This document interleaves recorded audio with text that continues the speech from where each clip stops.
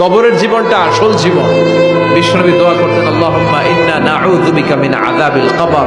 আল্লাহ, আমি আপনার কাছে কবরের আযাব থেকে পানাহ চাই, কবরের আযাব থেকে বাঁচতে চাই।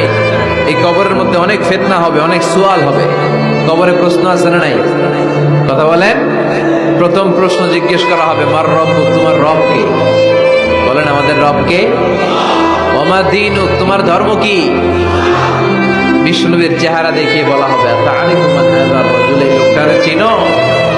আমরা কি বলবো? আমরা চিনি, উনি আমাদের প্রিয় রাসূল মুহাম্মদুর রাসূলুল্লাহ সাল্লাল্লাহু আলাইহি ওয়াসাল্লাম।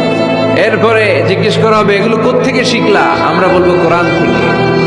ফায়ুফসাহু লাহু কবরুহু ৭০ যিরাআন। সুন্দর সুন্দর উত্তর করতে পারলে আপনার কবরটারে ৭০ হাত লম্বা করে দেয়া হবে।